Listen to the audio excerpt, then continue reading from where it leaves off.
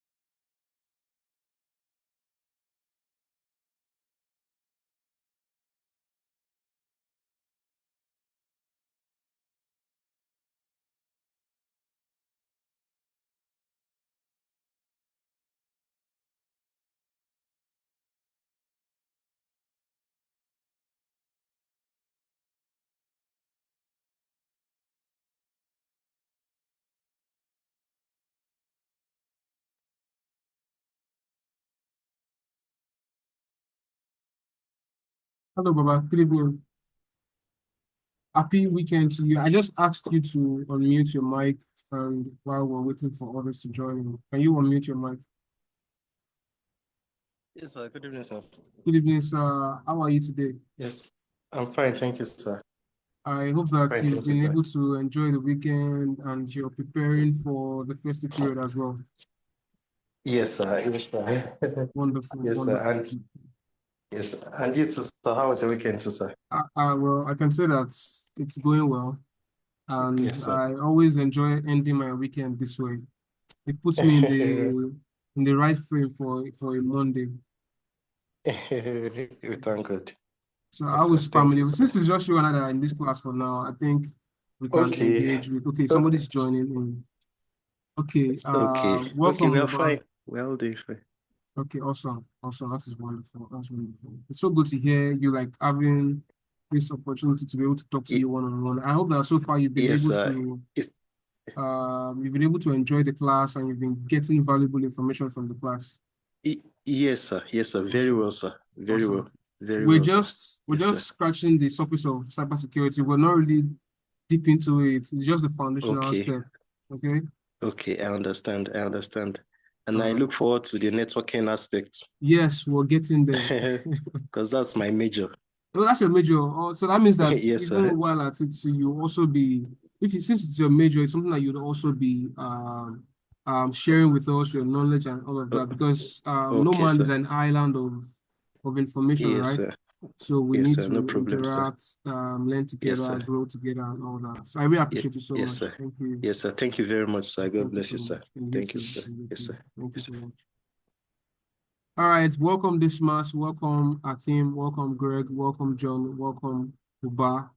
Um, we just want to wait a little bit more. As usual, we always have to wait for people to join in. All right. So we don't start the class without them, or just to be reasonable to give them enough time to join the class. All right. So let's just wait a little bit, and by 8:40, I believe that we already have our regular numbers in the house, and we can commence with the class. All right, so I'm going to mute my mic right now so that people can join in, and then when they join, I'll just come back. I'll start the class. All right, I'm right here. So, but from the previous classes, if you have any question that you want to ask, please, I encourage us to ask questions. I encourage us to ask questions.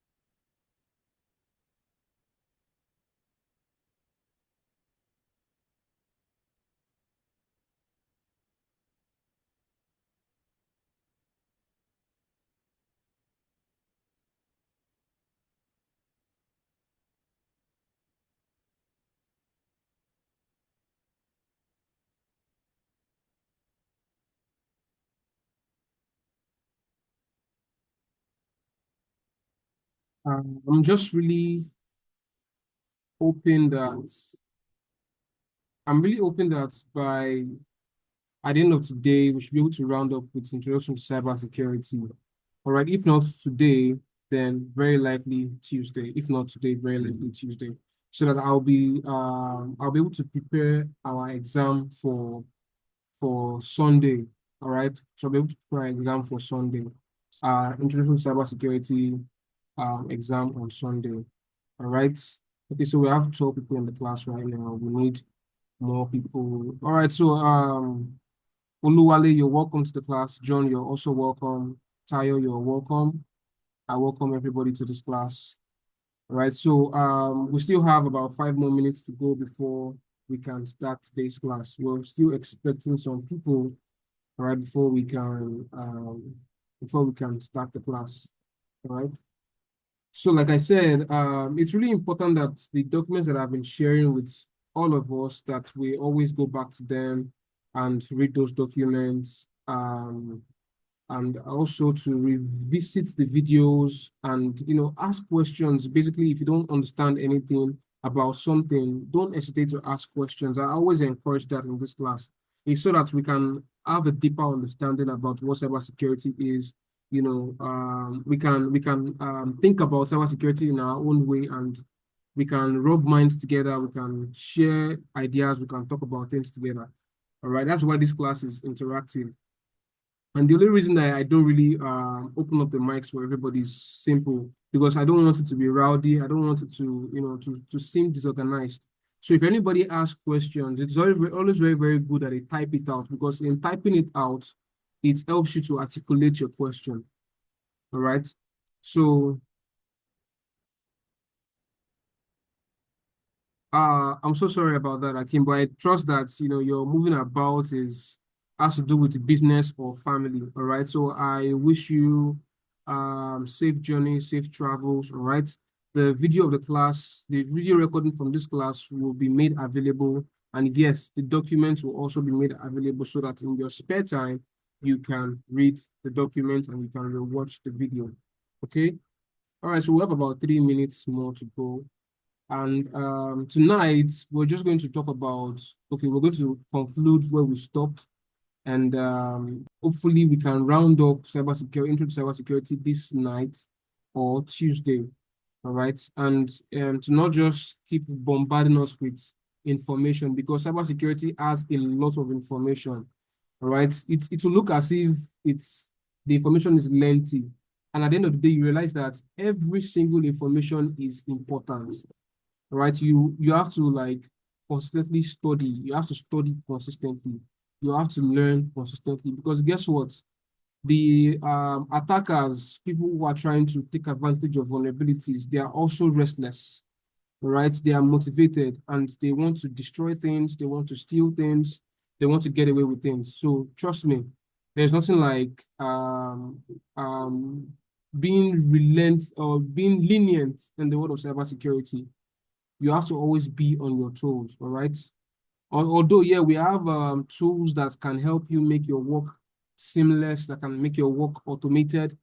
But as a cybersecurity analyst, you need to stay on top of your game. You need to stay on top of the trends. You need to learn new things. You need to learn new systems. You need to understand how new things work and all of that. So right now, even the information that we're getting about cybersecurity today, in the next 5 years, 10 years, 5 years is even too long, because the way technology is advancing is mind blowing, is mind blowing. All right, because we're already getting into that phase where we're already talking about quantum computing, right? Imagine what the regular computer can do today. Then there's now a supercomputer that can do times 1000% of, of our today's computers. So trust me, the cybersecurity landscape, or Abdulaziz, thank you so much. Thank you so much. It's right in the definition of cybersecurity. That's why it is an ongoing effort, all right? It's an ongoing effort. You need to continually learn. You need to continually practice. You need to go to events, socialize, meet new cybersecurity, and learn from them, right? Learn from them. Create your own network. Create your own network. So it's almost that time where we're going to start our class, and I believe that we're already on it. All right. So I just want somebody to quickly remind me where we stopped in our last class. It's really important that somebody knows where we stopped in our last class. It's really, really important.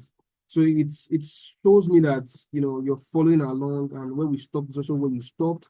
And like basically you're following along. So I want someone to just let me know where we stopped in our last class.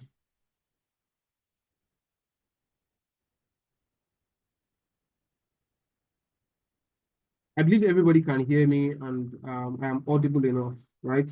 So please let me know where we stopped in our last class. I don't want to take too much of our time with this, but it's very, very important that somebody says or tells me where we stopped in our last class. It's really important, because if you can remember where we stopped in the last class, it shows me that you still have an idea of where we stopped. You should remember the things that we talked about in that class, and so on like that.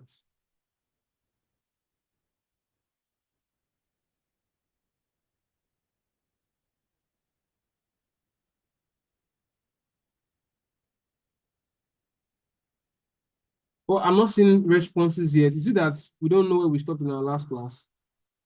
Because I can't just continue like that. It's just, engagement. I can't just continue like that. Okay.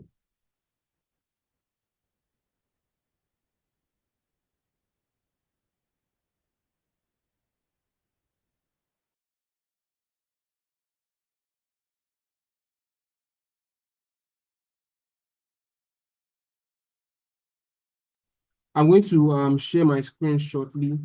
That's why I'm waiting for us to tell me where we.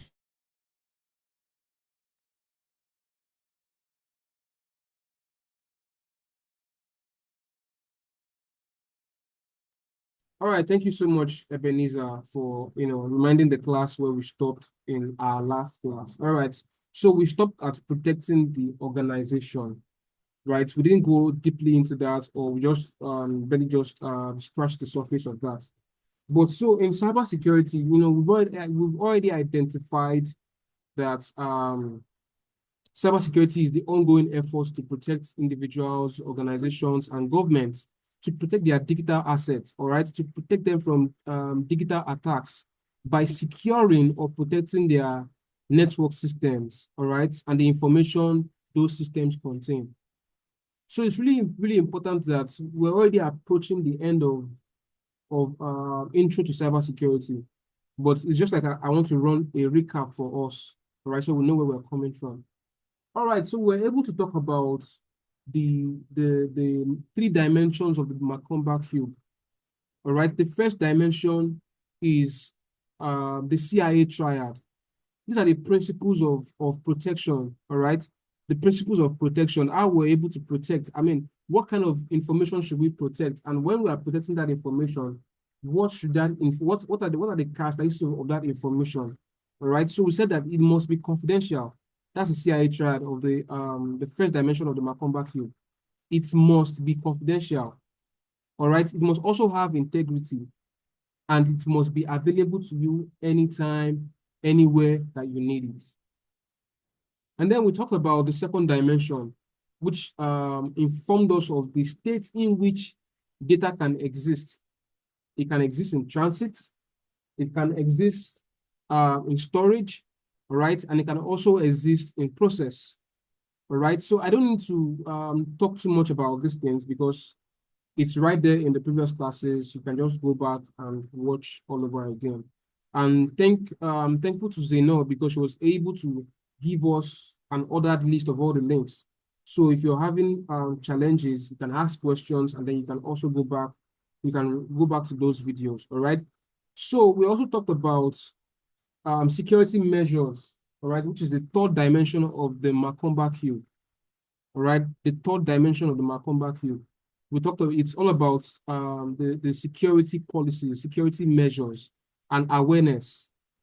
All right, this is where you get to educate people about threats, about vulnerabilities, and about assets within an organization or people in general. You can just do an awareness. All right, so they know that certain types of risks exist. All right, so we also talked about the symptoms of malware. We talked about the symptoms of malware. We said that if your endpoint device is getting too hot, right? It is slowing down, it is crashing. You're seeing emails that you did not send, right? Emails you didn't send are being sent. We also identified that some of the symptoms of a malware in your device could be that your system would your data would end faster than usual. Your battery would drain even faster, right? So they're like more than what I've just listed. That's why it's important for you to go back to your notes or go back to your, because I'm doing this because the exam is coming up either Tuesday. Depends on what we do tonight. I will determine if it be on a Tuesday or if the exam will be on a Sunday. All right, but I would, for the sake of the fact that I want us to really do well in that exam. I'll be giving us a week. All right. So we'll do the exam on Sunday just to prepare us and not, so we don't, rush ourselves and all of that. There'll be an exam on Sunday. That exam will be about the end of Introduction to Cybersecurity. Then we can go into the next course of cybersecurity. And I like that we'll do the cyber threats management first. We'll do cyber threats management course first. All right. So we also talked about types of malware, types of malicious software. We identified that malicious softwares, short, which is a malware, are malicious codes. They are malicious codes. I know that a lot of people have asked me many times that, cybersecurity, is it just all about coding, programming and all of that? I always make them understand that no, you have a wrong perception about cybersecurity. All right, cybersecurity does not have to do with codes. Not everybody knows how to code. Not everybody knows how to code. But we have some people all right, who really require that their job roles or their career in cybersecurity, it requires that they know how to code. All right. And I would say that those are the pen testers, those are the forensic, digital forensics, and I would say the incident responders, all right, and the network administrators. These people know they need to know how to program. It's very, very important. Also, we talked about methods of infiltration. All right, methods of infiltration. So let me just quickly mention the types of malware, all right, before I go to methods of infiltration. In methods of malware, in types of malware, we have Trojan horse, we have virus, we have rootkits, we have backdoors, and so on, all right? So we also have rootkit. I think I mentioned that before. We have Trojan horses, we have worms, we have virus, and backdoors, and so on. All right. So I think in the class during the week, someone was asking me what backdoors are. I hope that person is in this class today. Please, if you're in this class and you were the one who asked about backdoors in the class during the week, please just signify so I can know that you're here in this class before I explain it.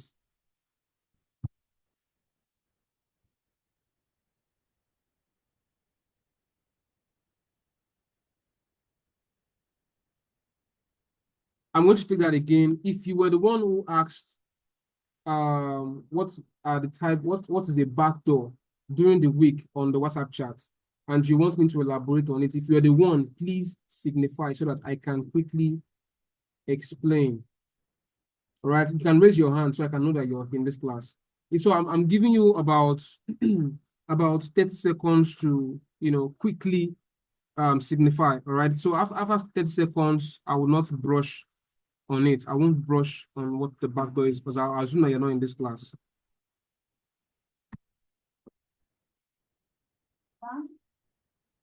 Are you going?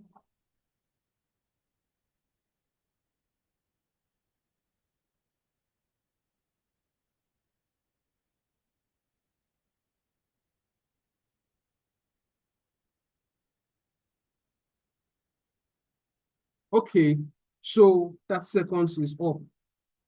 All right, but it might because of I don't know, it might be one of those people that have not joined the class yet, and maybe it was even the one that said he's traveling and stuff like that. So let me just quickly do an explanation of that. All right, so a backdoor is a type of malware that allows unauthorized access to a system or network without the user's knowledge. That is what a backdoor is. Just imagine that in your house, right?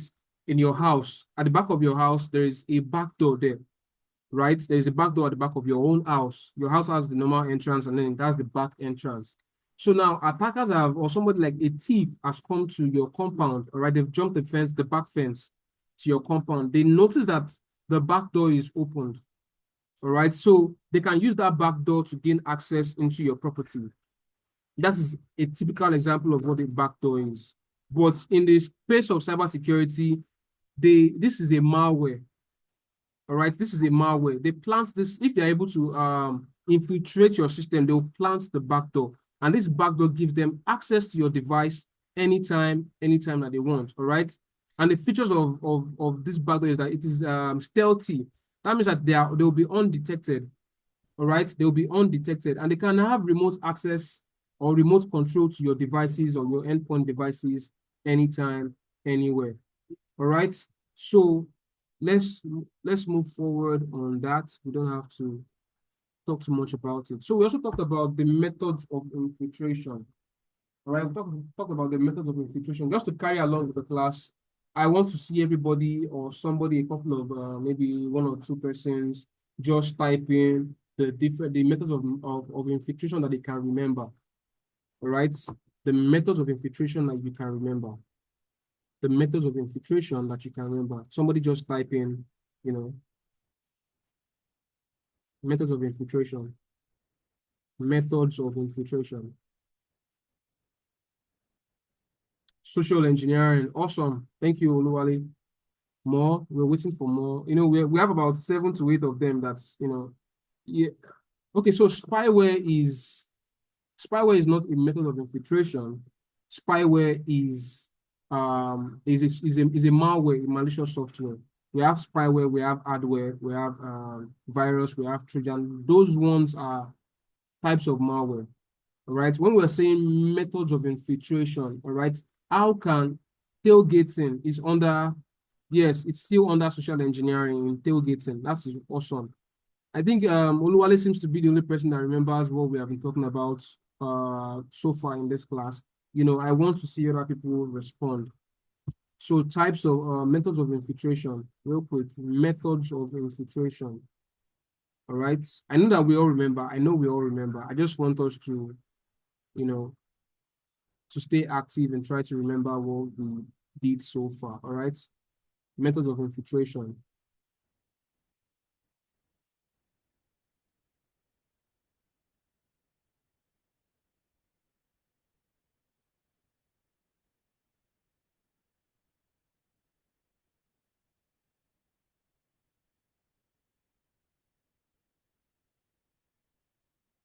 John, no, a buffer overflow is a vulnerability. That is a software vulnerability.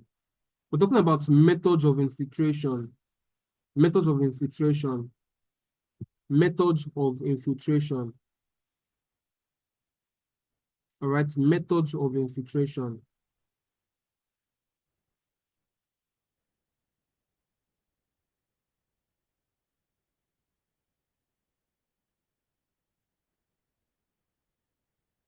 So, okay, Oluwale said social engineering, right? Don't forget that we also have something that we call denial of service. All right. We also have distributed denial of service. We have the botnets. We have the on-path attacks. We have the SEO poisoning. We have the Wi-Fi password cracking. We have password attacks. We have, yes, we have APTs, advanced persistent threats. All right. These are the things that we talked extensively about in our previous classes. Right. So it's kind of magical that, yes, thank you, Oluwole, for telling us another one, denial of service, after you said social engineering, right? You're right in in both cases. But I was hoping that more of us would, contribute. So this has made me to become curious and I want to ask questions. Is there anything that you would like us to do so that you'll be able to? Yes, DDoS, thank you, Abdulaziz. I've been waiting for your own message, Abdulaziz, but it's good I came in now. All right. So, is there anything that you want us to do so that you're able to remember? I understand that you have activities, you have responsibilities, you have work. Some of us even still have school, and then we have cybersecurity, right? So it's a lot of information here and there. So I understand why it may not it may not really be easy, all right? But have it at the back of your mind that an exam is coming up on Sunday and you need to be prepared, all right? You need to be prepared. Me asking this question is just for me to be able to tap into our heads to be able to see what we still remember and what we can retain from the previous classes. All right. It's really important. It's really important that we remember the things that we have done or we have done so far. All right. That's why I always make the class open for questions. So if you don't understand something, you can ask. So now I'm seeing that there is a bit of um, mistake by mistaking methods of infiltration for types of malware and also taking types of malware for methods of infiltration. Please go back to the class, read the documents, and also ask questions. All right, ask questions. It will always be treated. Ask questions. Your questions will not be overlooked. All right, and nobody's going to say you're asking a foolish question or a dumb question. Right, your questions are very important. All right, so let me share my screen so we can move forward while I'm still trying to do a short recap on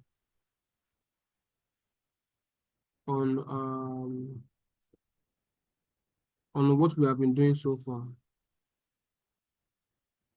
Apparently, it seems that tonight can't work to finish up this intro to cybersecurity.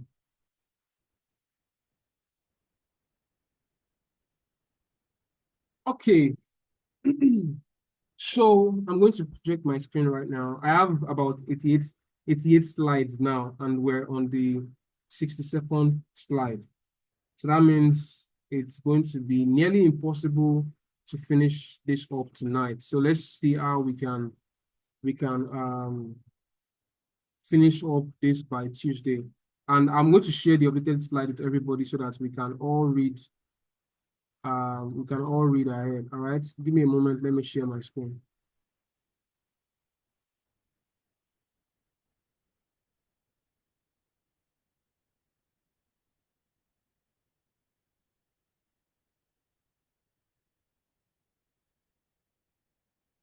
Okay, now, so I believe that my screen is visible to everybody. Everybody can see my screen. Is that right?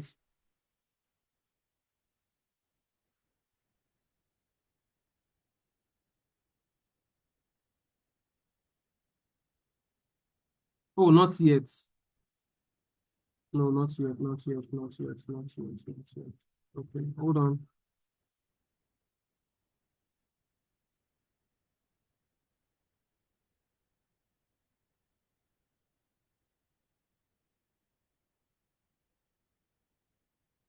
Okay, now I believe that my screen is up now. Everybody can see my screen. Okay, so I stopped the recap at the methods of infiltration. All right, we talked about the DDoS, we talked about botnets, we talked about DOS, we talked about social engineering, and so on, right? So now, we talked about how you can protect yourself, how you can protect your own devices and your network, because it cannot be overemphasized that for you to be able to protect somebody else, you need to know how to protect yourself first, right? Because for organizations and government network systems, they are even much more complicated than our personal networks, right? But it's very, very important that we understand the basics of protecting our own network systems and our computing devices, all right, our endpoint devices. So protecting yourself goes a very, very long way. Like you really cannot tell who is watching you, who is tailgating you, who is carrying out a passive or active reconnaissance, all right, just to get valuable information about you so that they can use it for financial gains, all right? So, but today, we're going to be talking about protecting the organization. We're going to be talking about protecting the organization. And you don't need to be afraid of when I say that for organizations, their systems are more complicated. Yes, that is true. They are more complicated. But we also have tools. We have tools that can help us implement or to secure the systems. We have tools that can help us secure systems. And some of these tools are even automated, like tools that can help us achieve securing our devices and securing the network. They can help us secure them in an automated way. All right. All you just have to do is to monitor the systems. Monitor the systems. Always carry out, monitoring exercises. Sometimes I don't know if any of us saw the one information from Apple. I think about less than a month ago, right? Maybe within 2 or 3 weeks ago. Apple did something. They said if anybody can penetrate their system, all right, they're going to give that person $1 million. All right, that's what we call bug bounty. All right, they are asking people around the world to just try and infiltrate their systems. And if anybody can achieve that, they are going to reward the person with $1 million. Now, what's the idea behind this? The idea is that they want to discover vulnerabilities within their systems. All right, and they want to use that information to improve their systems. I mean, some of us, we dress up, we go in front of the mirror, and then we try to look at ourselves. All right, we want to know if we're looking good. right? Or even if not that, some of us have spouses, we have our partners who can say, hey, how do I look? And then you're going to get feedback. That is exactly how it is in cybersecurity as well. When you're trying to protect an organization, the organization will try to do something that we call bug bounty or pen testing. When I say pen testing, I'm talking about penetration testing, all right? So the whole point of pen testing is to be able to probe the network, to probe, to investigate their computing devices and search for vulnerabilities. All right. And you can even simulate an attack in a way that you want to know if that vulnerability can cause a high impact attack. All right. Some attacks are usually mild and some can be devastating. So you as the pen testing professional, you can carry out that test. You can carry out a scan to check for vulnerabilities. And at the end of the day, to improve the network defenses or computing devices. All right.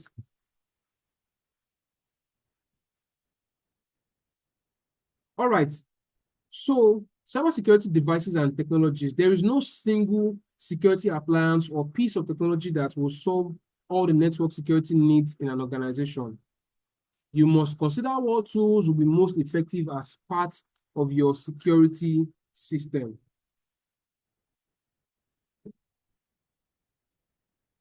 When you say another term for pen testing, you can say ethical hacking. All right, ethical hacking.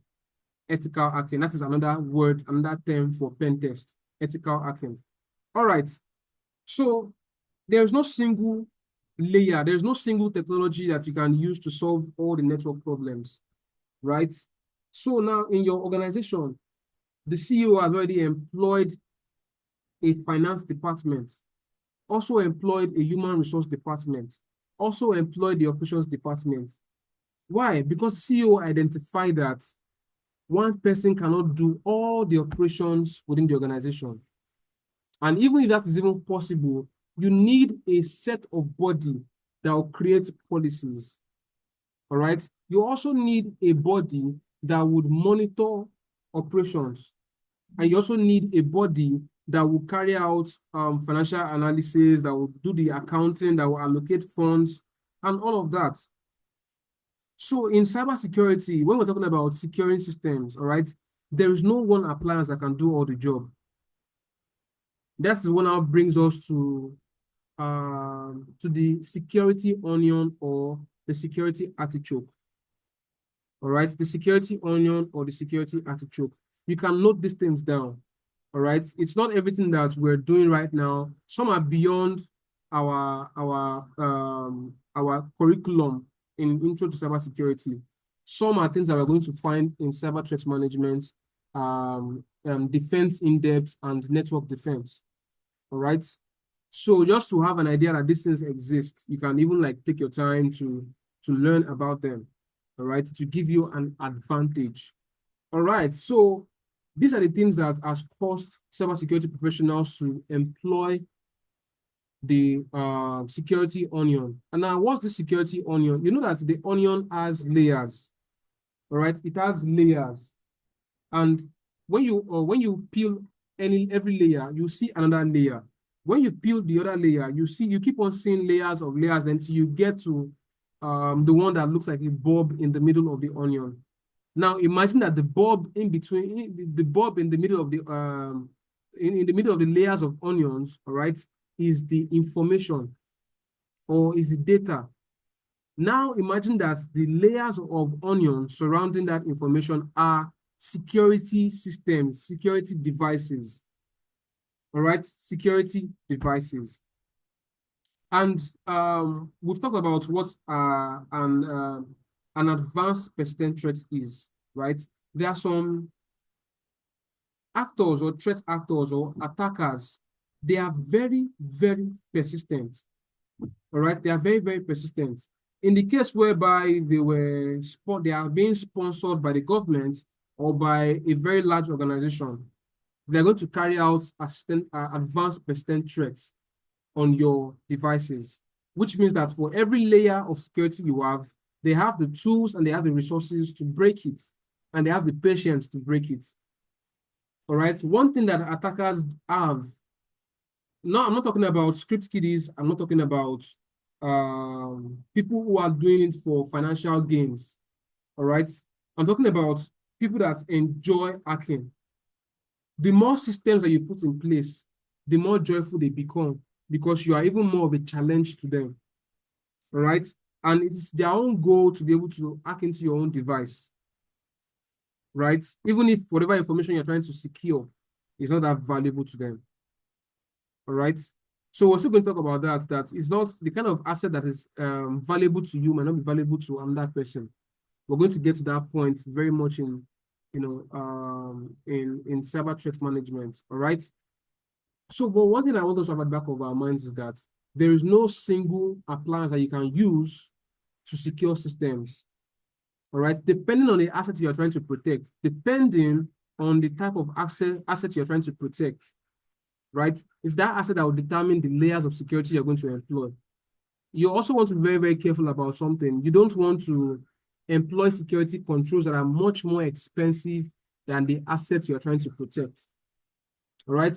You don't want to employ security systems that are much more important than the assets you're trying to protect. All right.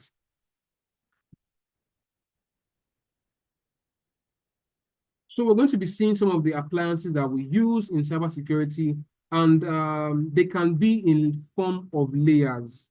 They can be in form of layers, right? Because using a router won't cut it. Using only a router will not cut it. Using a firewall will not cut it. Now, it depends on what you're trying to secure. It depends on the assets you're trying to protect.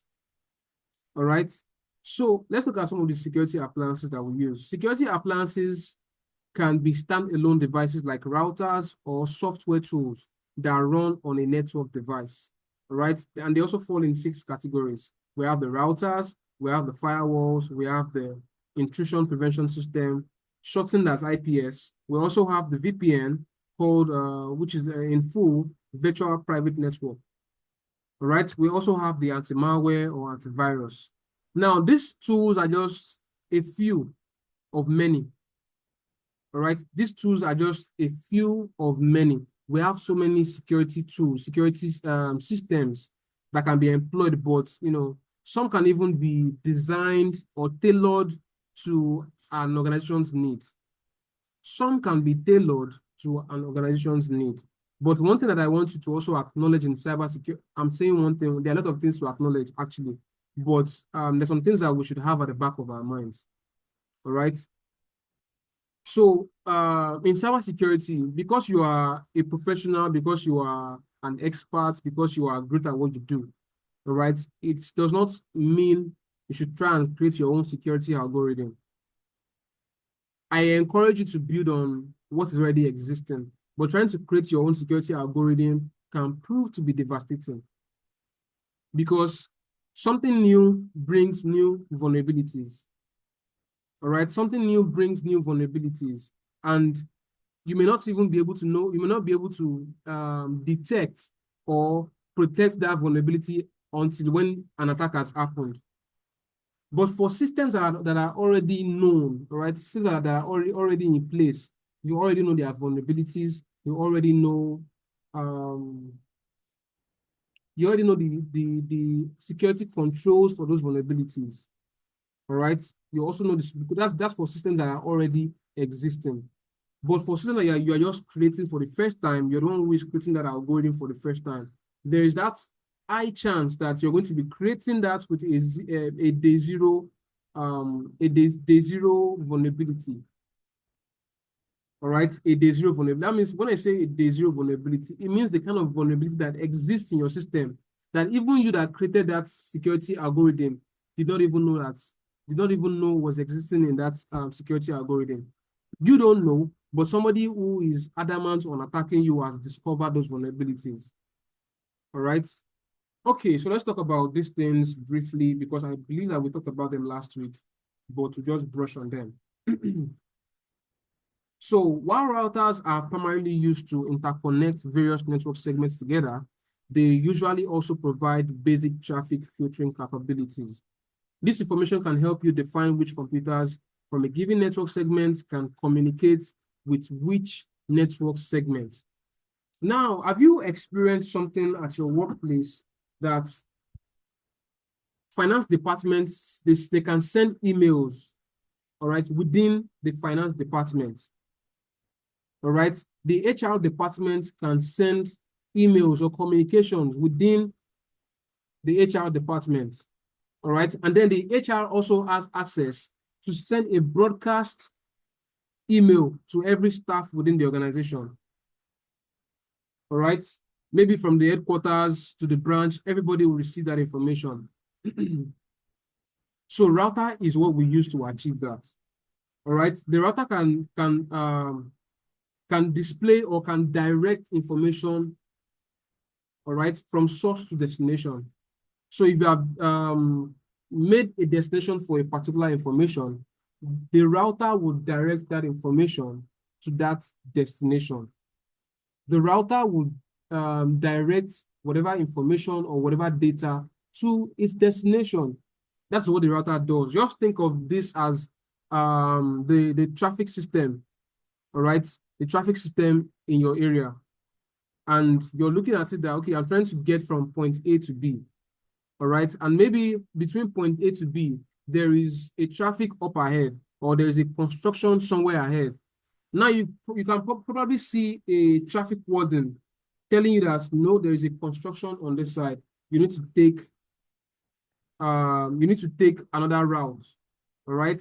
So with what I just explained now, I believe you understand what the router is. It will take your request to send it to the right information and to direct information to where it should go. All right. So all the systems also have their own vulnerabilities that when you think deeper or when you search deeper, you find their vulnerabilities. All right. So now let's talk about the firewalls. Now think about firewalls. Firewalls are basically there to prevent malicious software from coming in, or with a firewall, you can use a firewall to create restriction. All right. Maybe you don't want somebody to browse a particular website within the organization. All right. You can cut the access using the firewalls. And you can now say, okay, since I don't want employees to browse Facebook or browse Instagram or browse any kind of malicious software whereby they might possibly invite virus into the network systems. All right, I'm going to cut their connection to the internet. And the only thing that, about the internet that they should have access to is what improves the organization's productivity. All right, such as the office email. Maybe the office also has some LMS platforms. All right, maybe the office also uses some tools that requires the internet. All right, but your access as an employee within that organization will only be limited to the tools of that organization, nothing more. No Facebook, no Instagram, no WhatsApp, nothing. Only what the organization says they want. All right. So firewalls can look deeper into the network traffic itself and identify malicious behavior that has to be blocked. Firewalls can have sophisticated security policies applied to the traffic that is passing through them. All right. So it can limit traffic. It can say we don't want traffic from Facebook and we don't want traffic from Instagram. We don't want traffic from Alibaba. You can use firewalls to restrict that kind of access. So I know that some of us have experienced this in our office that you can't browse. If you're using your office laptops and computers, you will not be able to have access to some certain websites. That's because your IT guy has already blocked your access using the firewalls. So we also have intrusion prevention systems. Now, what are intrusion prevention systems? These systems use a set of signatures that match and block malicious traffic and attacks. Now, I always say this a lot, like anytime I want to make this analogy, I always use this kind of analogy. Now, you've seen a young man, all right? The young man has dreads on his head and is wearing some earrings and he has saggy pants, right? You know, with that kind of look, there are some type of people that we tend to believe always dressed like that. All right. So that is a signature. So when I see, let's say I'm a policeman, for instance, right? I'm a law enforcer. So I've been able to see a person, you know, a young man wearing dreads on his head and wearing two earrings and then a saggy pants. And then he looks kind of flashy, right? And then I stop him. I asked him that I want to search him. Maybe when I searched him, I was able to find some contrabands. So any other person that looks the way that he looks is going to go into my profiling. All right. I'm going to use my past experience to judge the new people. So I'll be inclined to search the new people that look exactly like the other guy, you know, having dreads. Not even if they don't even have dreads, maybe they have, like, out of three things, they share two similarities, right? Maybe they're wearing earrings and maybe they have saggy pants. All right. I'll be inclined to stop and search that person because I have come to believe that that person could possess contrabands. All right. This is the same method that the intrusion prevention system uses. Now, all these things are layers of protection that can be stacked on each other. You can employ the routers, the edge routers. You can employ the firewalls. You can also employ the intrusion prevention systems. You can also use VPNs. All right. You can also use VPNs. All these things are layers of protection, and they do different things. All right, they do different things. I know that some of us might have heard of the Pareto's principle. Now, the Pareto's principle is talking about bring your 20, allow another person bring his own 20, let another person bring his own 20. I mean, if there are 5 people with 20%, at the end of the day, we would have 100%. All right. So think about every security system as a system that has a 20% security efficiency. Now you now bring in other tools, all right, that has 2020 security efficiencies, and you combine them together and it forms 100% security efficiency. All right. So that is how the IPS also works. I just explained that, and now I'm going to talk about the VPN. So I know that some of us have this misconception about VPNs, right?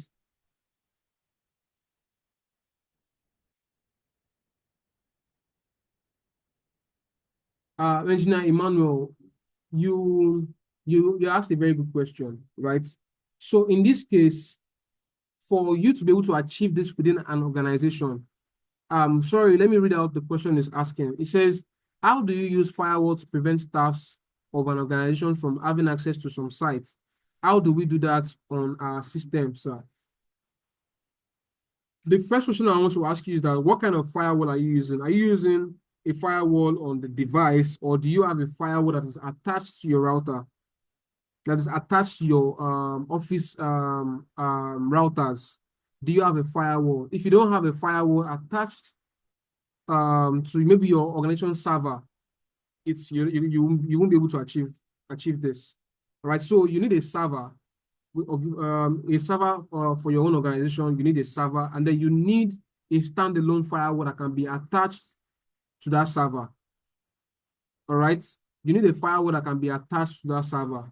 This is the way that you can configure the settings, which means that anybody that is on this server will not be able to have access to specific websites. They will only be able to have access to some websites. All right, so you need that firewall, you need that standalone firewall that can be attached to your server. All right, so for practical sake, right, if you want to implement this idea, you want to see how it works, you use fiber optics. Now I'm talking about your own your organization server. Your organization server. Like, do you have a server within your organization, and how big is your organization? How many staff do you have? This is what will determine if you need to get a standalone firewall, because you can't use the firewall on your laptop to achieve this. That means you have to be configuring everybody's laptop one by one. What of in the case where you have 5,000 staff in different branches? You see how impossible and how tasky that can be. So you need to implement a firewall on your what's it called, on your server. All right, you need to implement a firewall on your server. That's the way that you can achieve this. Okay, so if you this is something that we want to do, we can talk about it, and we can, once you have this information, we can bring it to class, we can dissect it, we can and go deeper into it. All right. So you need to verify if they have the firewall first, and also verify if they have the server, so that then I can guide us on how we can achieve this. It requires that you use the GUI of the server. Okay, you don't have a server. So that's where that's where the problem would be. Right? Since you don't have a server, that means you don't have a central server for all for within your organization. That's where you won't be able to achieve restricting staff, or yes, restricting staff access to the information on the internet. Right? You need a server, right? It's this server that makes it united, right? You're able to control it from the access control. All right, so let's talk about the VPN.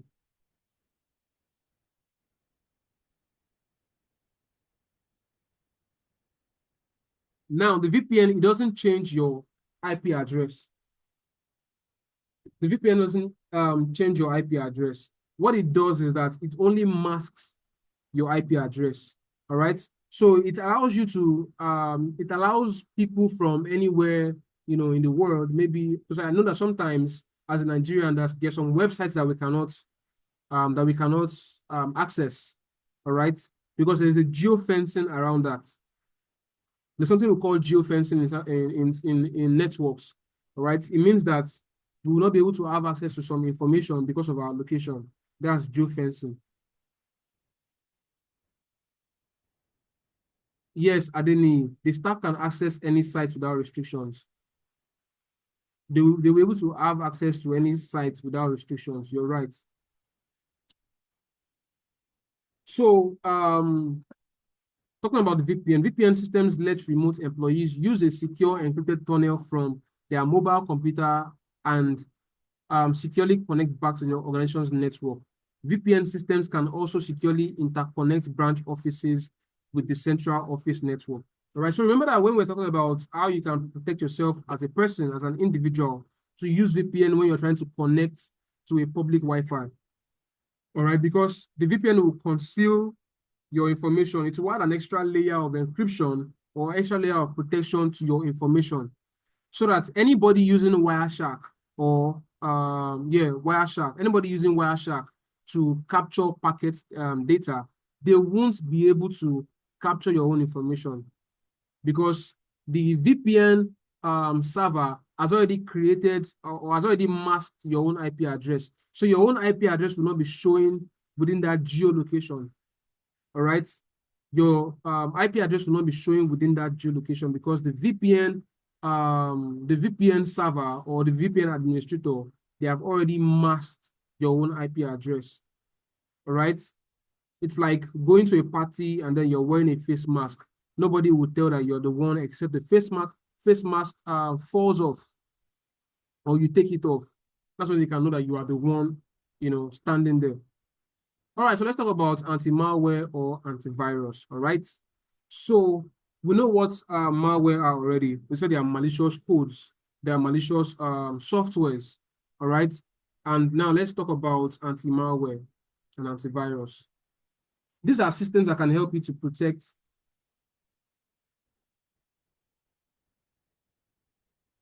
These are systems. I will answer your question, Mr. Sunday. Mr. Sonny. Okay, so these systems use signatures or behavioral analysis of applications to identify and block malicious code from being executed. All right, so the idea, we've talked about the symptoms of malware. All right, so the system also, the anti-malware or the antivirus also has its own set of rules or signatures that it uses to detect that you have a virus within your system. Because all the viruses that has been existing, they always carry the same characteristics. They always have a lot of things in common. All right, they are malicious codes. All right, they execute on their own. They have signatures that this anti-malware or antivirus uses to detect if they exist within a system. And I want to believe that in when we talk about this, I said if you don't have an anti virus on your device, I showed us how we can use the CMD, the command prompt on our device to scan for malware. All right, when you use the CMD, you're able to install the MRT, that is the Windows malicious software removal tool. I explained that to us. All right, so because I'm trying to like speed up this class a little bit, so I will not do that again. I encourage us to watch the videos from the last class if you did not participate in that. All right.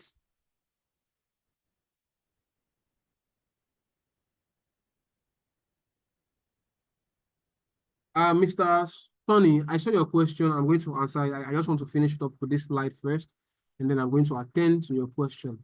All right. So we also we have the other security devices. We have decrypting tools. We have access controls. All right. And let me quickly buttress on this these decryption tools very fast. Just the way that we have the EFS, all right, on our computer. That's how we also have decryption devices. Decryption devices are going to reverse encryptions on data. So for you as a pen tester, or for you, or for somebody who is an hacker, right, these are tools that should be at your own disposal. The decryption devices, it helps you to reverse an encryption. We also have the client access control servers. All right, so access control servers does simple instructions. It's like a layer of protection that allows the administrator to be able to assign roles. All right, to be able to assign roles to individuals working within that organization. So let's say that as a security man now, you only need to have access to the list of employees and their ID cards. All right, so that when they're trying to exit the premises of the organization, you're able to match their face and then say, okay, you do, like basically just to check if it's the right person or if the person is an employed person. All right, so because in some organizations we use things like key cards. All right, so maybe when you're exiting the organization, like you're closing from work and you want to go home, you use your key card to log out. You also use your key card to log in. But in this case, we're talking about access control. All right, access control. So you as an individual within the organization, you have access to only the information that you need to know. Your level of access would vary from the level of access of the CEO. Now, the CEO of the organization would have clearance to every information, all right, on the organization's network. But you probably let's say you're the secretary. You only have access to information that you need to know, nothing more than what you need to know. All right. So if you have the same level of access of information as your CEO, and then you're just the secretary, it means that that organization has bad security practices. They have bad security practices because ideally there should be access control. What and who should gain access to what and who. All right. So you also remember that when we're talking about tailgating in social engineering, we talked about it that this is when somebody quickly follows an authorized person, all right, into a secured location. So without the right access control and without the right access control systems in place, nobody should just be able to like have access to any kind of information, right? There should be compartmentalization. Like it needs to be it needs to be in a compartment. Now you are the secretary, have access to this. You are the CEO, have access to this. You are the security guard, have access to this. You are the HR personnel, have access to this. So your levels of access would vary from each other because of your level of clearance within that organization. Now, if any organization does not put these things in place, that means that organization has a bad security practice. That means that if an attacker comes or tries to attack the system, right, and then they attack the secretary's computing device, let's say the secretary has gone on, has visited a malicious website and has installed some kind of unknowingly downloaded some virus or a Trojan horse.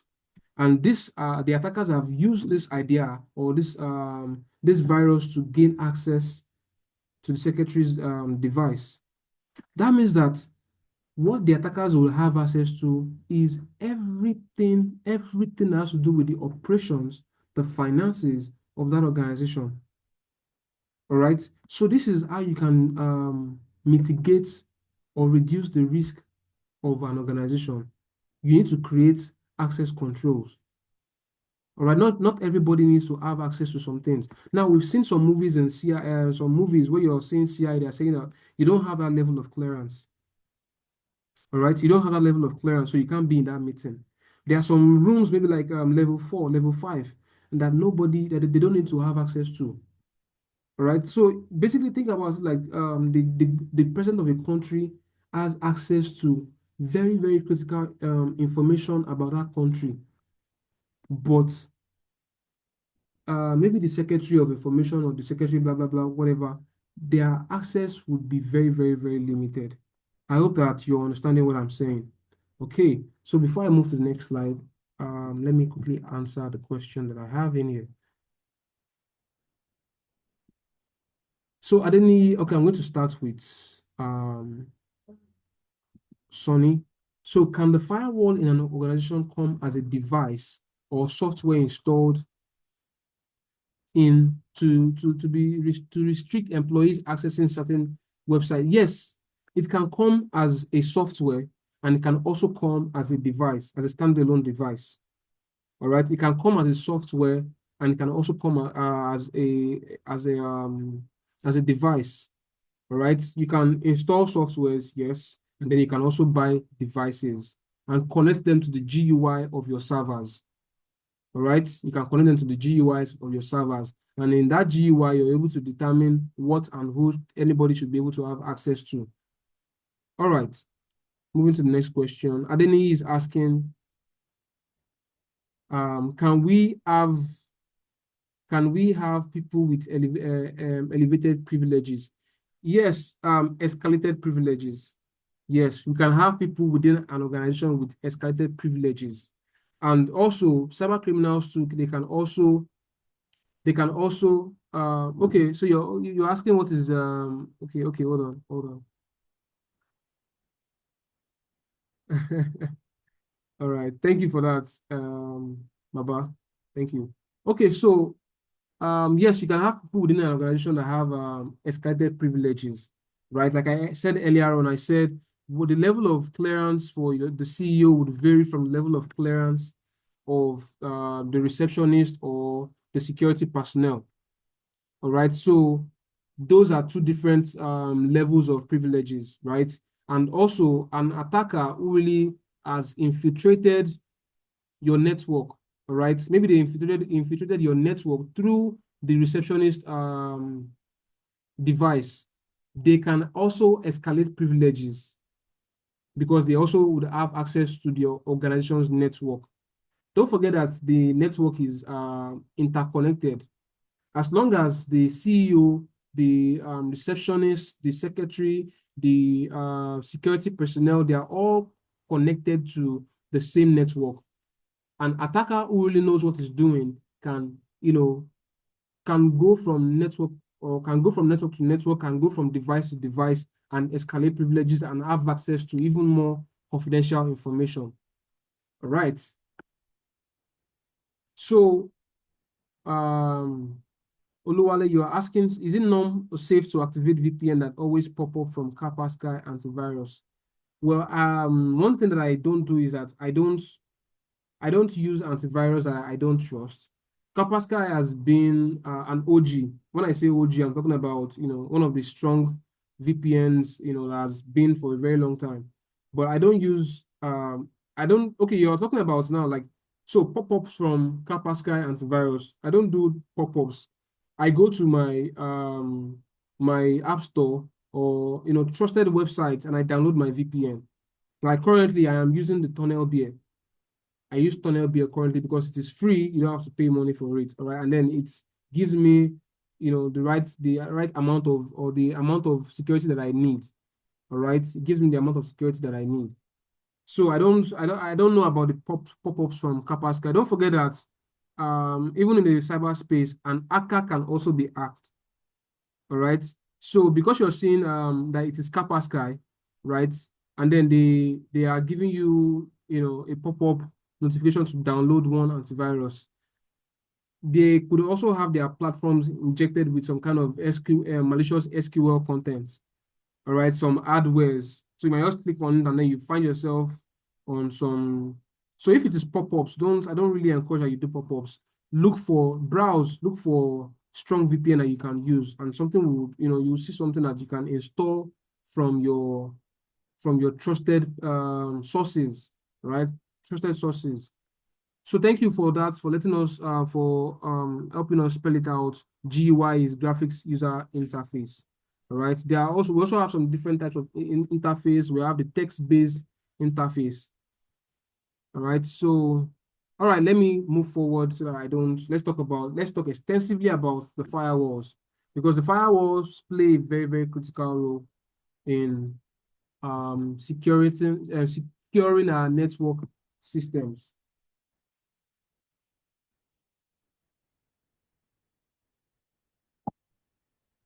In computer networking, a firewall is designed to control or filter which communications are allowed in and which are allowed out of a device or network. Like I said earlier on, you see that what it basically does is that it also allows whatever communications to come in and which ones it allows to go out. Right? So you can, when you're trying to connect to a server, there is this something we call the three-way handshake. All right, there's something we call the three-way handshake. That's the sync and sync arc. All right, that's a synchronization and synchronization acknowledged. All right, so in this firewall, what it will just do is that it will not allow that sync to happen. It will not even get to that level at all because it will block the access to that site. It will block access to that destination. Right? It will filter the communication on what, based on what you have already configured it, how you configured it. Maybe you want it to go out, or maybe you don't want this to come in. The firewall is the best tool for you to achieve that. All right. So a firewall can be installed on a single computer with the purpose of protecting that one computer. All right. That is what we call the host-based firewall. Or it can be a standalone network device that protects an entire network of computers and all of the host devices on that network. This is network-based firewall. So I believe that Mr. Sonny and Engineer Emmanuel, I believe that, the questions that you asked earlier, this part has already clarified it for you. I believe that you now have the clarity. So for you now, who needs to be able to control an organization's access to the internet, you need to get a standalone device separately. Your computer, your laptop has a firewall of its own, but that one is only for your computer. All right. So as computer and network attacks have become more sophisticated, new types of malwares have been developed which serve different purposes. And let's look into them one after the other, and we're going to try to, brush up about that. So this is the network layer firewall. All right. Hold on a bit. I think I gave us assignments last week on cracks attack. Please, if you have done that assignment, just signify that you have done that assignment.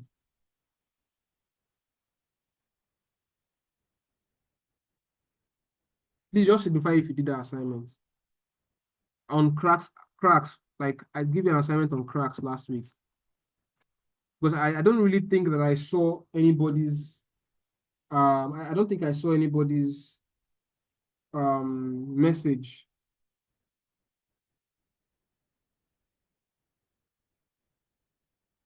Okay, Zaki said he read on it. So were you able to understand it? Yes, I said you should. That's like the assignment, because sending me the assignment, is not really would not really be that, because I know that some people, when you give them an assignment, they just use ChatGPT to create the assignment and then they submit. They don't even read it. But the most important part is that you read it, you learn it, and you understand it. That's why I gave us that assignment to do, so that we can see how a key resolution attack can be carried out, so that you know that even your WPA2 is not secure enough. All right, it's not secure enough. Hold on, I'm just trying to check through my mail to see if anybody, maybe, because I also know that when some people are when the class is nearby and then they have assignments, they start sending assignments the hour before the exam, or the hour before the class starts. Okay, so I saw that Chineye did assignments. I saw that Ebenezer did his assignments. Eric, Dismos, all right. Thank you. You all did wonderfully well. You submitted yesterday because the class is going to hold today. No problem. But the most important part is that you understand these things. The most important part is that you understand them. All right, so let's talk about, thank you so much for everyone that participated in doing that assignment.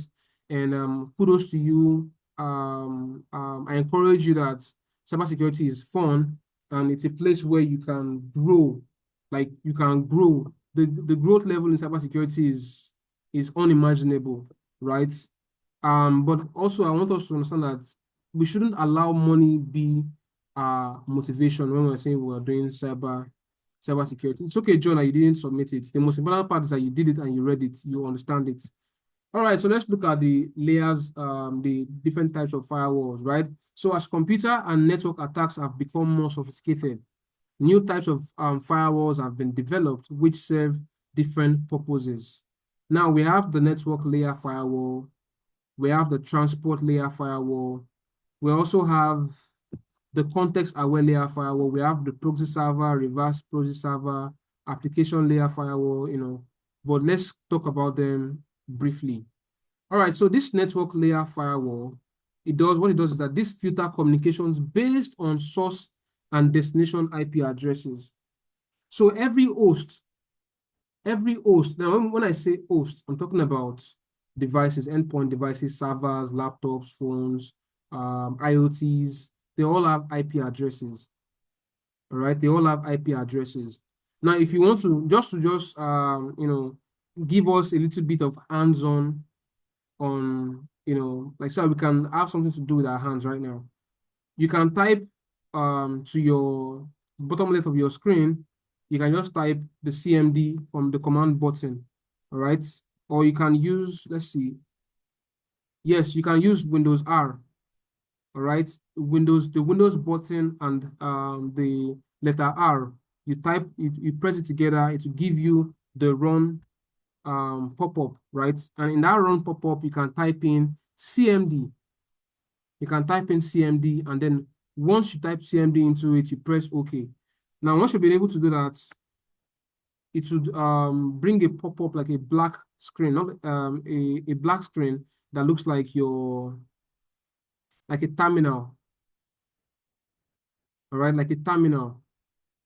Mine is taking some time to load, but it's just for us to be able to see how you can see your device IP address. All right, so how you can see your IP address. So if we have gotten to the place where you type in CMD into the command prompt, you can just type the CMD and then to bring up the terminal. All right, so in that terminal, you're going to type in ipconfig. Like when you're trying to say configuration, but you stop that config, ipconfig. Right, so when you type in ipconfig, it's going to give you, and you press enter, it's going to give you a list of IP addresses, your subnet mask, all right, and you're going to see your default gateway. So this your IP address. I would have broadcasted my screen right now, but I don't want to do that because what I just shared with us and how we can find our IP address, right? It is sensitive. It is sensitive because anybody that has access to, that knows your IP address can, and they know what they are doing, they can attack you. So I don't want to broadcast my IP address all over the internet, all right? Or, broadcast it in this class, because eventually this class will still go up on YouTube. All right. So that is one way that you can use to check for your IP address. And there's also another way you can use to check your IP address, but it's usually not as accurate as checking from your CMD. All right, and I will explain why. Because when you go to sites like IP2 location, you also go to sites like UA.net, and then they would give you your IP address, but it's usually different because that IP address is from a DHCP, dynamic host, all right? A dynamic host. This dynamic host is something that it will give you an IP address that you can use on the internet. So it's a dynamic host configuration protocol, right? That's what we call the DHCP. It will give you a different IP address compared to the one that we just did in the in our terminal, the command terminal that we typed in ipconfig. All right, because one thing that the DHCP will do is that it will give you a different IP address, so that you can use that IP address to connect with the world while concealing the IP address of your device. All right, because they understand, the people who design this, they understand that anybody that has your IP address can easily track you, monitor you, and attack you. All right, so that's why they created a dynamic host, all right, dynamic host configuration protocol, so that this once your device is about to connect to the internet, it connects to this DHCP first. Then this DHCP now generates an IP address for you that is that new IP address that is now visible to the world. All right. But if you want to see your original IP address, it is in that IP config I just explained to you now. All right. So now we know what the network layer firewall is that it filters communication based on source and destination IP addresses. All right. So we also have the transport layer firewall. This filters communication based on source and destination data ports, as well as connection states. All right. Filters communications based on source and destination data ports, as well as connection states. It's still very much the same thing, but we're talking about the first one was on the network IP, and then the other one is on ports, all right? Because you also need to secure your ports. You need to secure your ports. I'm going to share a list of ports and what those ports do. All right, it's just for us to just have just know these things like now, because in the future, when you start hearing them, it won't sound alien to you. That's why I'm going to be sharing that document with us, a list of ports and what we can do with those ports. All right, so maybe from there you'll be able to understand deeply the ports, the port firewall. All right.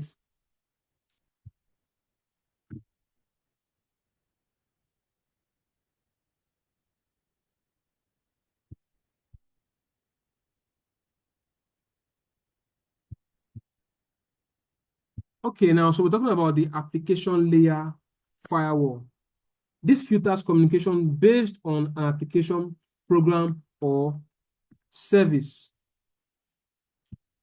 Okay, so now think of this as a security guard checking the specific app or program you are using to ensure it's safe before letting it send or receive information.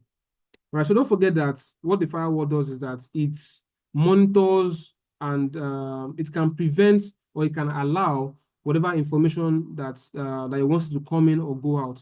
Whatever information that needs to go out or come in, the firewall is what filters it, right? And you can create a set of rules to say that, okay, I don't want to access some specific websites. All right, so now think about it that in the sense of this application layer firewall, that it's a security guard checking the specific app or program you're using to ensure it's safe before letting it send or receive information. So many of us, we don't even know that the applications that we have on our device is constantly sending information to to the owners of that website or the owners of that application constantly, constantly sending information because they're using this information to track you. They're using this information to gather information about you. All right. So that's why sometimes when you just install maybe WhatsApp newly, and then you want to try to send a picture to somebody or you want to upload a status, what they will tell you is that are you giving permission to all of your photos, or you want to give a limited access to your photos? Why are they putting all these security patches in place, these security controls in place? It's because they understand that attackers are becoming more sophisticated, and whether you like it or not, we can't escape it. So they are trying to protect you by creating security on their own platforms as well. But we still have the application layer firewall in case the application or let's say the software manufacturers or the application owner, right? They are spying on us. All right, they are spying on us. We have this application layer firewall that can help us to restrict what they can have access to. All right, this is what the application layer firewall is. Now we also have the context aware layer firewall. This firewall is smarter and considers who you are. All right, what device you're using, your role, and even what kind of threat might be involved. It's like a security guard who asks about your identity and reasons for entering a building. All right. So I think that with that explanation of context aware layer for layer firewall, I believe that we understand that. Do you have any questions before I continue into the proxy server? Do you have any question before I continue to proxy server? All right, 30 seconds. If I don't see a response after 30 seconds, I'm going to move on.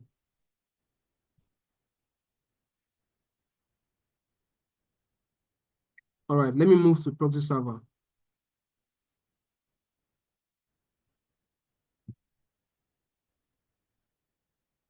Okay, so this filters web content requests like URLs, domain names, and media types. All right, it filters the web content requests like URLs, domain names, and media types. So it's like a middleman that checks the website or online content you're trying to access, all right, to ensure they are safe. Like the middleman, it just checks if whatever information that is coming in is from a website is safe. All right. It just checks if it's safe. And if it is not safe, it will let you know that this site you're trying to go to is not safe. Some of us, you might have seen that pop up before when you're trying to browse a particular website, and all of a sudden you see this website is not safe, return back to safety. I think when I experience these things, I'll be screenshotting them so I can integrate them into my slides. Right. So it's easier for everybody to be able to easily follow along or relate.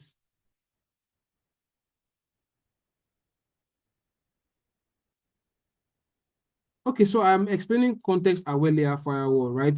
Now, this firewall is smarter and it considers who you are, right? So you're walking into an organization now, right, for the first time. And then at the reception or at the gate, they are asking you, who are you? And who do you want to see, right? And then you fill a document or you write your name somewhere like a log that shows when you came into the place and what you did and all of that, right? And then if you're carrying some kind of exhibit, or you look like you're coming, you don't know what you're coming to do in that organization, the security guard is likely going to bounce you back. All right, it's likely going to bounce you back. So this firewall is smarter and considers who you are, what device you're using, your role, and even what kind of threats might be involved. All right, so it's like a security guard will just ask about your identity and reasons for entering a building. If you don't have a good reason for entering that building, they will bounce you back. They'll bounce you back. That is what the context aware. The context aware, all right, aware layer firewall. So do you understand now? Nsima, do you understand? So just think about that security man that you always see at the entrance of your organization, who is always asking other people who they want to see and why they want to see them. All right. And it considers their bags, their luggages to ensure that they're not bringing malicious content into the organization. Okay, now, so let's talk about the reverse proxy server. So this is placed in front of web servers, right? And it's reverse proxy servers. Sorry. This is placed in front of web servers. Reverse proxy servers protect, hide, offload, and distribute access to web servers. All right. This is placed in front of web servers. Reverse proxy servers protect, hide, offload, and distribute access to web servers. So this works like a secret shield for websites, all right? It stands between the internet and the website server to protect it, hide its location, and manage traffic efficiently. So now if you're the kind of person who has a website, right? You have a website, you're likely going to want to employ a reverse proxy server. All right, so that you don't want to be attacked. You don't want attackers to be able to infiltrate or vandalize your website, or access your website and then gain access to valuable information. All right, so this works it's just like a secret shield. All right, so just think about it like something that protects your website from unauthorized use or harm. All right, so let's talk about the network address translation firewall, NAT. This firewall hides or masquerades the private addresses of network hosts. All right, this is the kind of firewall that the VPN service providers use. They use this kind of firewall because what it does is that, like I said earlier on when I was talking about the VPN, it does not hide your IP address. What it just does, or it doesn't change your IP address. It doesn't change your IP address, rather. What it does is that it hides it, it masquerades it, right? It wears a shield over your IP address. It doesn't allow anybody to see your IP address. Except you turn off your VPN, they are able to see your IP address, right? To further explain that,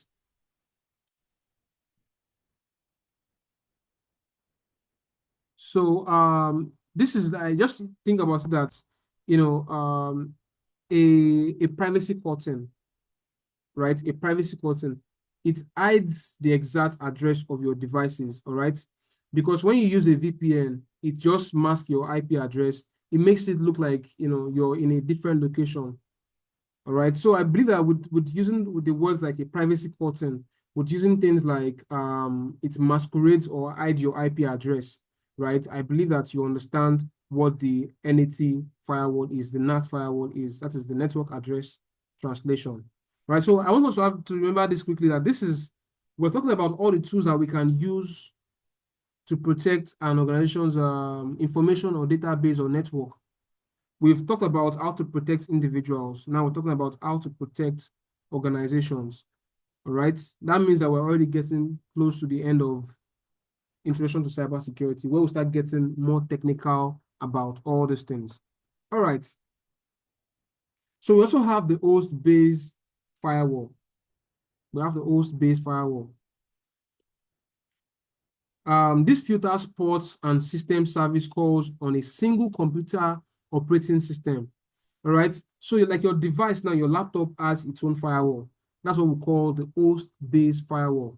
If you check your own firewall now, I'll just check maybe later on, you can check to see that everything is turned on, like your firewall is turned on. Even that firewall on your computing device has 3 layers, right? And you want to ensure that those 3 layers are turned on. I think it has a network, it has a domain firewall. You need to turn them on, all right? To further buttress on that, it's like a security system that is within your own device that is able to tell you that you're visiting a malicious website, all right? That the site you're visiting is not safe. It will let you know that.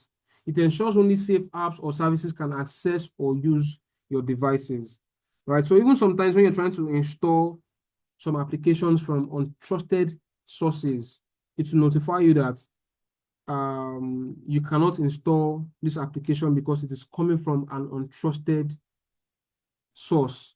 but you can always override. You can always override it and tell it to install, right?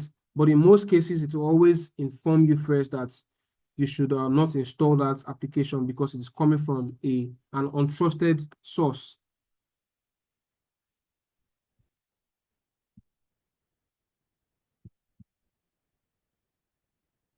So remember that we're talking about the types of the methods or the tools we can use to carry out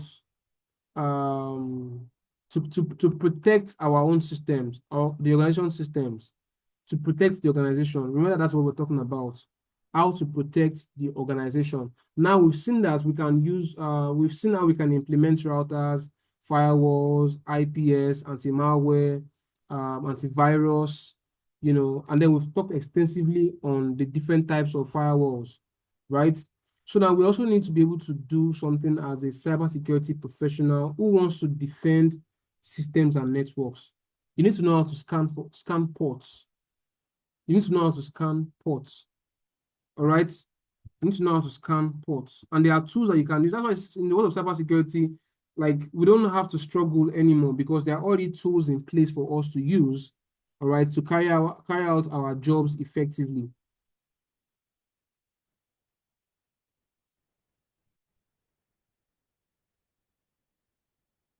So we have tools like the Nmap, all right, the Nmap.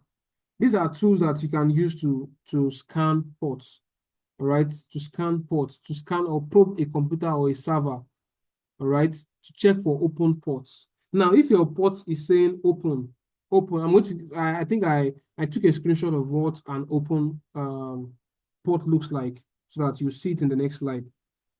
When you're having open ports, know that that system is vulnerable, right? And anybody that has scanned your ports, they are able to see your levels of vulnerability and they can use that to launch an attack. All right. So in networking, each application running on a device is assigned an identifier called a port. All right, a port number. So I said earlier on, I said I'm going to share with us a list of ports and what those ports do. All right.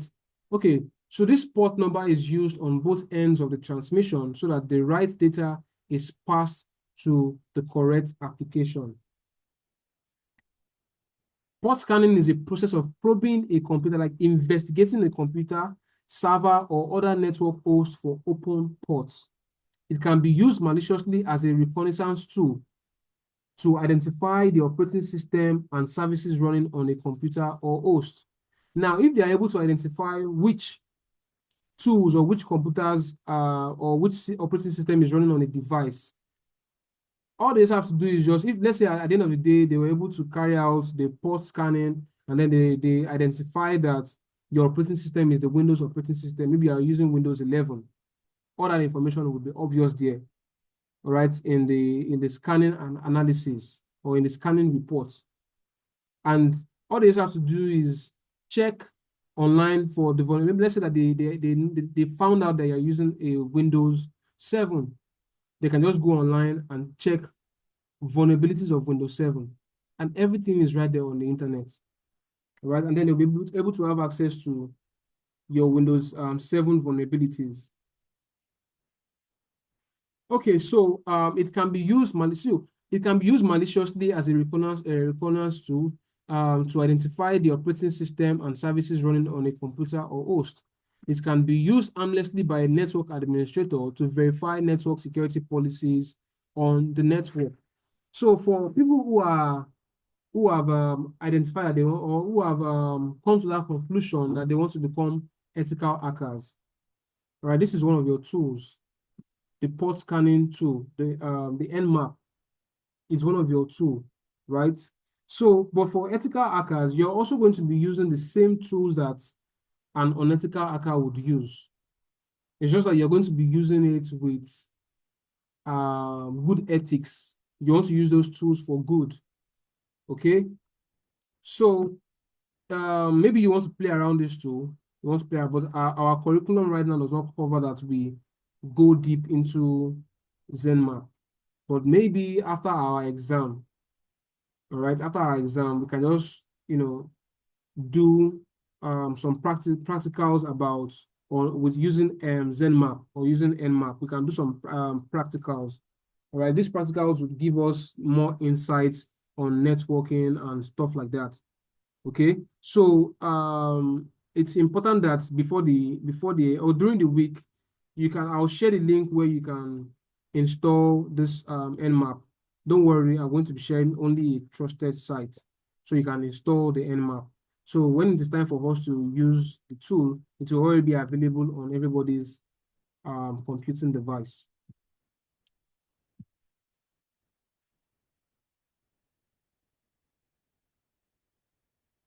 Okay, Mohammed, you're asking which website should we use to check our IP address. Okay, I'll type in two right now. I'm typing two websites and then IP2 location.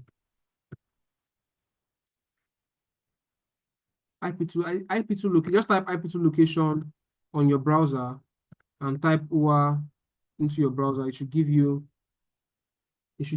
should give you the right locations and then you just go there. All right, so that is for checking online, right? But the ideal way to check your IP address, to know your real IP address, is to use the CMD tool. In the CMD, you type ipconfig. Thank you, Nsima. Okay, so now this is when you're trying to scan with the ZenMap or the Nmap. This is what you would see on your screen right here. All right, as you can see, this is like a profile name, intent scan. So now it has started scanning for this website, insecure.org, and the time that it was scanning, and then it's showing you the port that is scanned. It showed you which ports are open. That's under the states. It showed you which ports are open and which ports are closed. All right. It's showing you the service and it's showing you the versions. All right. So even as of while you're scanning, okay. If you can see up right here, you're going to see an IP address right here that says 171.67.22.3. That's what your IP address would look like. All right. So anybody that has access to that IP address can track you, can know exactly where you are, can carry out an attack on your device. All right. Can even spy on you. Okay.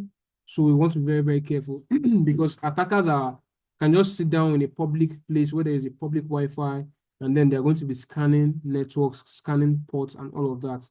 So you really don't want to become a victim. That's why we taught you how to protect yourself first.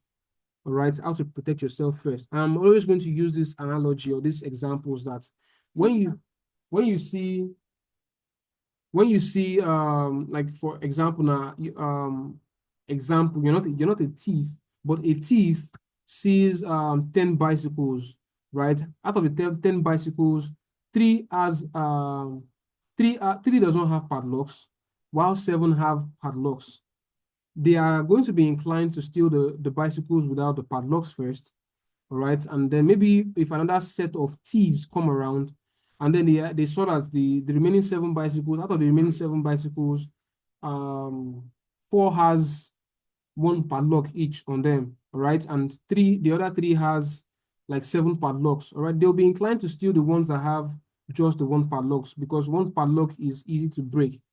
But you as a person, and you're sitting in a public space while everybody is just happy that they are connecting to free Wi-Fi, all right? You are employing security measures like putting on a VPN, all right, and checking your phone constantly to see that it doesn't have any malicious activity going on in your background. You have your antivirus installed. You have your VPN installed, all right? You also have your anti-spyware installed. These are the tools that you can use to protect yourself while you're using a public network. The VPN is the major tool that you need if you're connecting to a public network because attackers can be scanning. We use Wireshark to also scan, all right? We use Wireshark to check networks that are in sync. We use Wireshark to capture packet data. So imagine that I'm an unethical hacker and I'm sitting down in public places where I know that people always connect to their networks. Then I'm just scanning. I'm scanning, and then until I find a victim. So be careful out there and always protect yourself. All right. So the scan will also report one of the following responses. Open or accepted means that the port or service running on the computer can be accessed by other network devices. All right. So when you see closed, denied, or not listening, means that the port or service is not running on the computer and therefore cannot be exploited. Now, when you also see filtered, dropped, or blocked, this means that access to port or service is blocked by a firewall and therefore it cannot be exploited. All right. The port is like a bus stop. Or let me just use this as an example. Let's say for instance, Lagos port. Now you're receiving an item from China. All right, you're receiving an item from China. Now China sends it to the Nigerian port, or let's say the Lagos port. It's from the Lagos port that it will now be redirected to your own address. But first, it comes to your port. All right, it comes to your port first before it comes to your house or home address. Now think about the IP address as your address, and think about the port as your shipping port. All right, the generic port. That's why I said I'm going to share us the list of ports so that you can see what they do. That they have different assignments.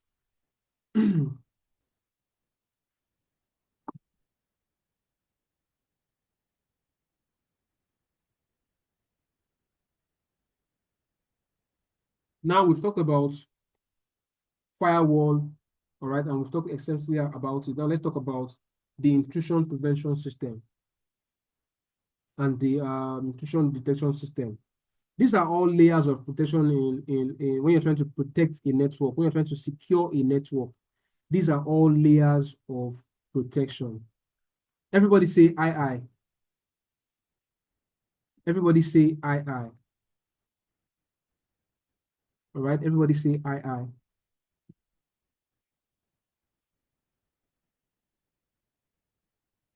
Everybody say I, I. I, I. Everybody say I, I. Okay.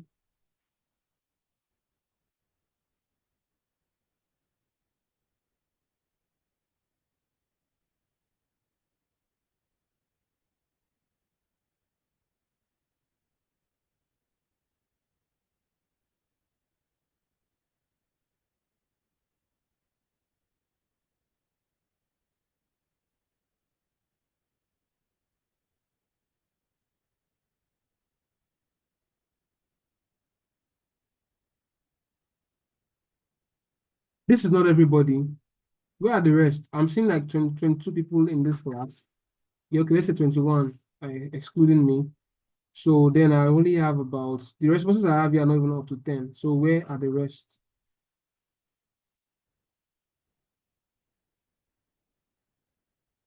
I'm going to start calling names. If I don't see responses, if I don't see more responses, I'm going to start calling names. Okay, okay,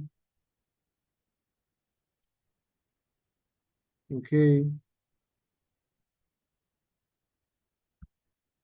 Because the class is almost at that place where we're going to say it's an end. But then I'm looking at my slide and it's still a lot to cover. Okay, well, we don't need to rush it. It's just really important that we understand what we're doing here. Okay. So not everybody replied, but that's fine. They're probably counting on watching the recording of this class. All right, so let's talk about the intrusion prevention system. Now, in cybersecurity or in security, there is automation, right? Even when you have your firewalls, you have your routers, you have your firewalls and you have your routers, right? You still need systems in place that helps you do your job more effectively, all right? And you need tools that help you take logs. When I say take logs, that means records the incoming and outgoing of information with their timestamps so that you can be able to detect what came into the system and when. All right, because if you have for people who are already thinking to become a digital forensics, right? These are the tools that you need, because you need a log tool that helps you check when a particular information came into the system or when it went out, to check what was stolen and how it was stolen, right? You need automated systems to be able to help you analyze network packet traffic, all right, to know when and what came in. So maybe at the end of the day, you realize that, okay, this information came into the system around 6 a.m. yesterday. And since when it came into the system, there has been a malfunction in the system. Right? That's why you will need a log. But let's talk about the intrusion prevention system and the intrusion detection system. So now, what are these things, right? These are security measures deployed on a network to detect and prevent malicious activities. Let's talk about the IDS. An IDS can either be a dedicated network device or one of several tools in a server, firewall, or even a host computer operating system, such as Windows or Linux, that scans data against a database of rules or attack signatures looking for malicious traffic. So what the intrusion detection system will do is that once it is able to identify malicious traffic, right, it will alert the network administrator or the monitoring officer, right, that there is something that's come into the system that's detected a malicious traffic, and it's now notifying the network administrator or the monitoring team. All right. So if a match is detected, the IDS will log the detection and create an alert for a network administrator. It will not take action, and therefore it will not prevent attacks from happening. All it does is that it just reports that something is going on within your system. Right? It only reports that something is going on within your system. The job of the IDS is to detect, log, and report. Now, when I say log, I just explained log a couple of minutes ago, and it reports. The scanning performed by IDS slows down the network, known as latency. So to prevent this, you'd want to put your IDS on an offline place, all right? Separate from regular network, so it doesn't slow down your network usage. All right, so I mentioned forensics earlier, digital forensics, that they use these tools, all right? They use these tools and they use it offline. So what the intrusion detection system does is that it only detects malicious traffic. So we're talking about tools that you can use to secure organizational data or secure the organization's network, all right? We've talked about firewall, we've talked about the routers, now we're talking about the intrusion prevention system, all right, and the intrusion detection systems.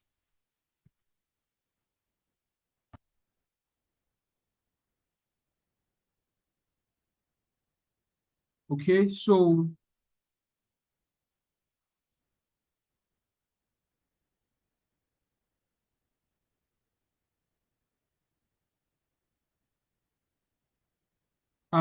so moving forward, I believe that we already understand what the intrusion detection system does. Okay, so let's move close to the intrusion prevention system, and I will explain the major differences between them, all right? So an IPS can block or deny traffic based on a positive rule or signature match. All right, now the policeman has already seen a young man and has arrested the young man for dressing in a particular way, and at the end of the day, they found some contraband on him, right? Now that is a signature rule. Now anybody that dresses the same way is going to fall into that same category. I will arrest him, all right, and I'll block his access from going into a particular place. He's going with me to the station. That is what the IPS will do, to block and deny the traffic based on a positive rule or signature match.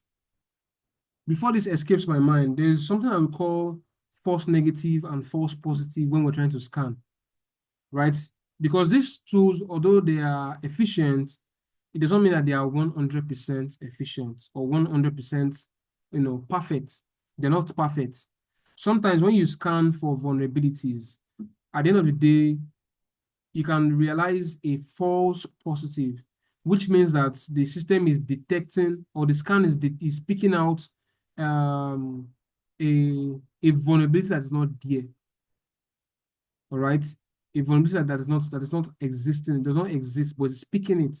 And sometimes when we say the false negative, it means that that vulnerability is there, is existing, but the scanning tool, is not picking it out. That's what we say false negative.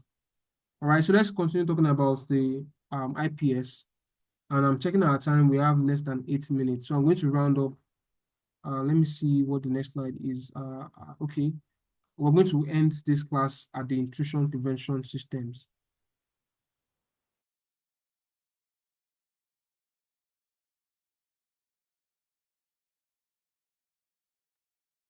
All right. So the commercial version of Snort is Cisco Sourcefire, because this is a tool, right?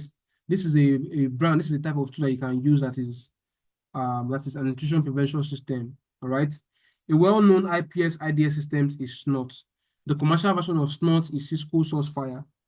Sourcefire can perform real-time traffic and port analysis, login content searching and matching, as well as detect probes, attacks, and execute port scans. It also integrates with other third-party tools for reporting, performance, and log analysis. All right, because when I said before in this class, I said you may need to merge different layers of protection and security, right? Because we already understand that there is no single appliance or device or software that can secure our networks. So we need different layers. Now, the IDS, the Snort, which is a commercial version of which is a tool for carrying out intrusion prevention, right? It can be integrated with other security systems, right? So that you can achieve a maximum level of security. Okay, so software is not perfect, and more than ever, our hackers are exploiting flaws in software before creators get a chance to fix them. These are the things that we call the zero vulnerabilities. When they do this, hackers are said to have carried out a zero-day attack.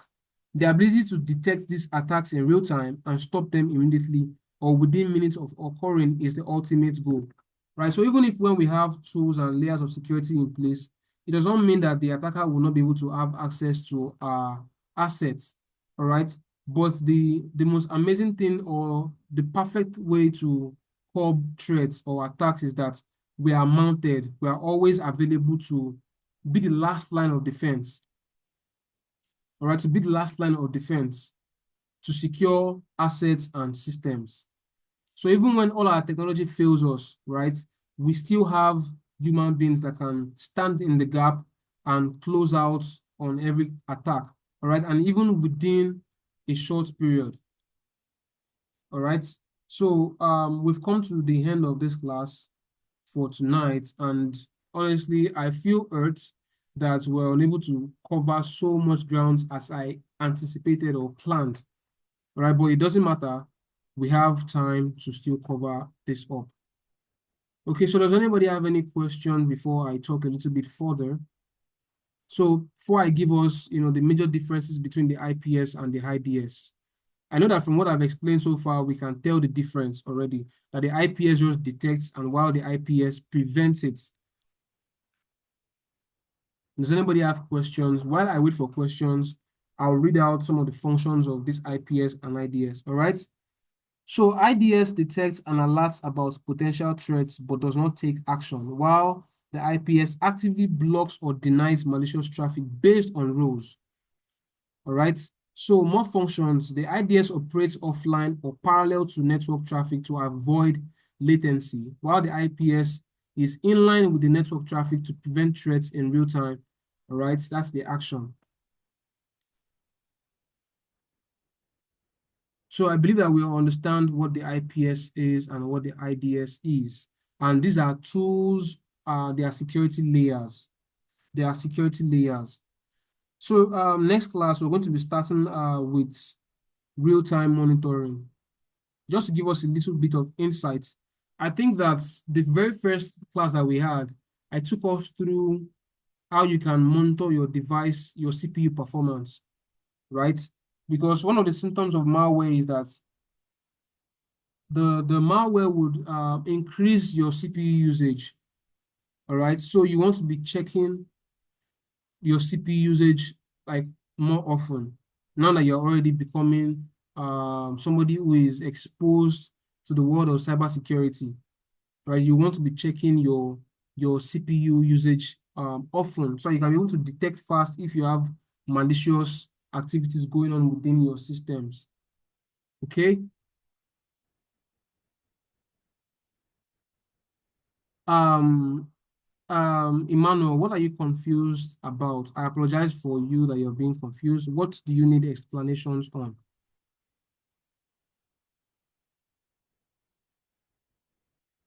John, yes, these tools can be easily accessible by small scale businesses like microfinance bank. But one thing that I want you to understand is whatever assets you are trying to protect, right?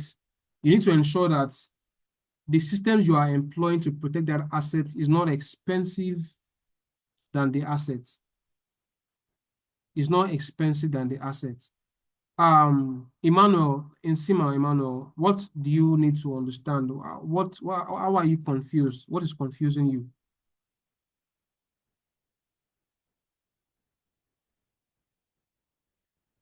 The difference between the IPS and the IDS, I want you to be, specific. The difference between the IPS and the IDS, is that what you're asking?